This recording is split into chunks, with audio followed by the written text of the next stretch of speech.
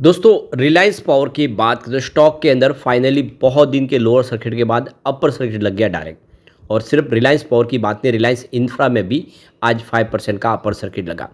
तो क्या वजह बनी, अचानक ये पूरा गेम कैसे पलटा? क्योंकि पिछले कई दिनों से लगातार लोअर सर्किट लग रहे थे और मामला अभी भी सवालों के घेरे में है।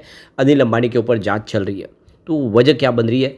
क्या ये वाकई में ट्रैप है या आगे से तेज़ी की संभावना बनेगी? उसको समझने की कोशिश करेंगे।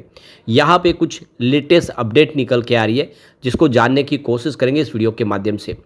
वैसे स्टॉक आप देख ही सकते हो कि अपर सर्किट लगने के पीछे ये वजह भी है कि बहुत ज़्यादा गिर चुका है। 76 रुपीज़ के हाई से स्टॉक 42 पर आ गया इंट्राडे में आज। ऐसे में आप भारी भरकम गिरावट में आप देख सकते हो कि लोगों ने यहाँ पे निचले लेवल से कुछ बड़े फंड हाउस की खरीदारी शुरू हुई। ऐसे में क्या संभावना बन रही है कि ये तेज़ी टिकाऊ है या अभी भी गिरावट का माहौल बना हुआ है? यहाँ पे अनिल अंबानी के मामले में कुछ नया मोड़ आ गया है। क्या है वो मोड़, उसको समझने की कोशिश करेंगे और क्या आने वाले समय अनिल अंबानी सारी मुसीबतों से निकल के अपनी स्थिति को बेहतर कर पाएंगे, जानने की कोशिश करेंगे इस वीडियो के माध्यम से। लेकिन फ्रेंड्स, उससे पहले अगर आप पहली बार हमारे चैनल पे आए तो चैनल को सब्सक्राइब कर दीजिए, एक बेल आइकॉन दबा दीजिए ताकि जब भी नया वीडियो बने पहला नोटिफिकेशन आपको मिले। वीडियो पसंद आए तो लाइक से जरूर कीजिए। चलो फ्रेंड्स, वीडियो स्टार्ट करते हैं। मैं हूँ आपका दोस्त SB दवे और हमारे अपने चैनल ऑनलाइन कमाई में आपका बहुत बहुत स्वागत है। तो सबसे पहले रिलायंस पावर के कारोबार की बात करें तो 47.46 पर क्लोजिंग देखने को मिली। आज 5% का अपर सर्किट लगा, लेकिन इससे पहले लोअर सर्किट भी लगा। स्टॉक 42.94 पर आया।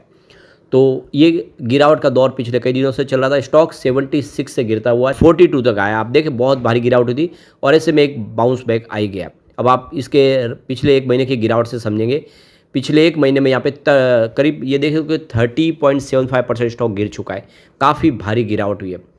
तो ये गिरावट के बाद अभी फ़िलहाल यहाँ से एक थोड़ा सा बाउंस बैक की संभावना बनी है। 3 मंथ का यहाँ पे जो रिटर्न है वो 18.17% पॉजिटिव है और 1 ईयर का रिटर्न यहाँ पे 45% पॉजिटिव है। तो पिछले एक साल में निवेश का पीछे रिटर्न अच्छा मिला है, लेकिन ऊपर के लेवल से बहुत ज़्यादा गिरावट भी हो गई है। तो नुकसान तो हुआ है, जो ऊपर के लेवल में फंसे उनको भारी नुकसान हो रहा है। 3 ईयर का रिटर्न लेकिन 239% है, जो बहुत ही बेहतर है। और 5 ईयर का रिटर्न 1210% है। एक बड़ा मल्टी बैगर साबित हुआ था पिछले 5 सालों में। रिलायंस इंफ्रा की बात करें तो यहाँ पर भी आज अपर सर्किट लगा। स्टॉक 295 पर फिर से आए 5% के अपर सर्किट के साथ।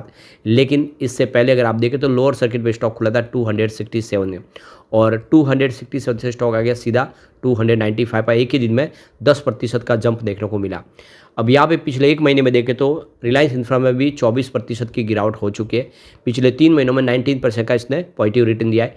1 ईयर की बात की उसने 46% का पॉजिटिव रिटर्न दिया है, जबकि 3 ईयर के हिसाब से 142% का शानदार रिटर्न दिया है और पिछले 5 सालों में 863% का मल्टी बैग रिटर्न दिया है। अब आप देख सकते हो कि रिलायंस पावर 47.5 पर सेट हुआ 5% के सर्किट के साथ, तो रिलायंस इंफ्रा 295 पर सेट हुआ 5% के अपर सर्किट के साथ। तो ये देख सकते हो कि बड़ी गिरावट के बाद बाउंस बैक देखने को मिला अच्छा खासा। यहाँ पे 27% और 20% की गिरावट हुई है ऊपर के लेवल से। तो जो ये रिसेंटली गिरावट शुरू, इसके पीछे वजह कि यहाँ पे ईडी की तरफ से रेड डाली गई बहुत सारी अलग अलग लोकेशन पे जो अनिल अंबानी ग्रुप से संबंधित कंपनियां हैं उनके ऑफिस में और उनके और दूसरे जो लोकेशन है मुंबई की और दिल्ली में, उनके ऊपर कार्रवाई की गई।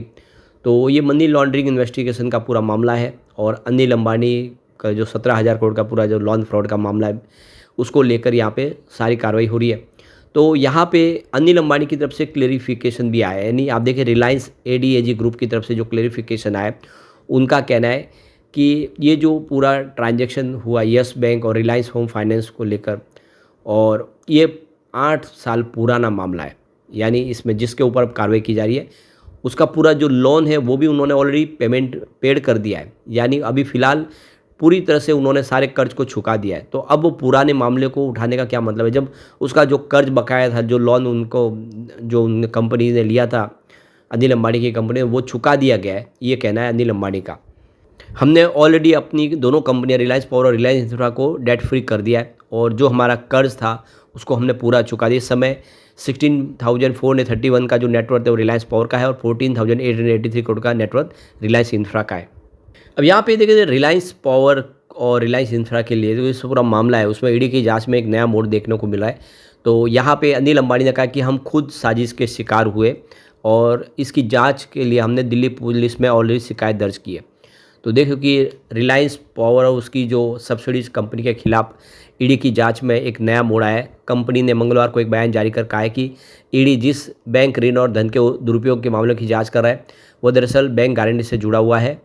और कंपनी के प्रवक्ता ने स्पष्ट किया कि रिलायंस पावर और उसकी जो सब्सिडीज कंपनियों ने पूरी ईमानदारी और पारदर्शिता के साथ काम किया है। हम एक सुनियोजित धोखाधड़ी और जालसाजी और षड्यंत्र का शिकार हुए, यानी हमारे साथ भी चीटिंग हुई है, फ्रॉड हुआ है। तो कंपनी की तरफ से बताया गया कि इस मामले को लेकर 16 अक्टूबर 2024 को दिल्ली पुलिस की आर्थिक अपराध शाखा यानी ईओडब्ल्यू में एक आपराधिक शिकायत दर्ज कराई गई थी कंपनी की तरफ से। साथ ही कंपनी ने यह भी दावा किया कि 7 नवंबर 2024 को उन्होंने स्टॉक एक्सचेंज को भी इस पूरी जानकारी दे दी इस घटनाक्रम की, यानी दोनों एक्सचेंज को बता दिया था कि उनके साथ एक फ्रॉड हुआ है। प्रवक्ता ने कहा कि कंपनी कानूनी प्रक्रिया का पूरी तरह से पालन कर रही है और जाँच एजेंसियों को सभी आवश्यक दस्तावेज और जानकारी उपलब्ध करा रहे हैं। तो इस क्लेरिफिकेशन के बाद देखें तो थोड़ी राहत बाजार को मिली है, जिसकी वजह से आज बाउंस बैक देखने को मिला। अब यहाँ पे इससे पहले मंगलवार को रिलायंस समूह के अध्यक्ष अनिल अंबानी ने प्रवर्तन निदेशालय से जो लगभग उनसे 10 घंटे की पूछताछ की है। पूछताछ दिल्ली स्थित ईडी मुख्यालय में हुई, जहाँ बिना किसी वकील की मौजूदगी में उनसे कई सवाल पूछे गए। पूछताछ के दौरान पूरी प्रक्रिया को जो थी उसकी वीडियोग्राफी भी की गई। ईडी ने अनिल अंबानी से फर्जी कंपनियों में धन को ट्रांसफ़र करने, राजनीतिक फंडिंग और रिश्वत देने जैसे आरोप लगा उसके ऊपर सब पूछताछ की। हालांकि अनिल अंबानी ने सभी सवालों के जवाब देने के लिए समय और मांगा है और दस्तावेजों के सत्यापन के बाद में सहयोग का आश्वासन भी दिया कि हम जो भी आपके सवाल है उसके जवाब देने को तैयार हैं। फिलहाल आप देखें ईडी ने अनिल अंबानी के खिलाफ एक लुकआउट नोटिस भी जारी किया ताकि वह जांच के दौरान देश से बाहर न जा सके। यह नोटिस यस बैंक से जुड़े कथित 3000 करोड़ के ऋण धोखाधड़ी मामले से संबंधित है।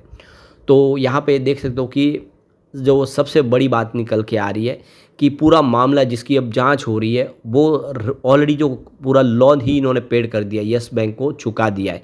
तो अब कैसे कोई केस बन रहा है जब उन्होंने पूरा उसका मामला ही फाइनल कर दिया है।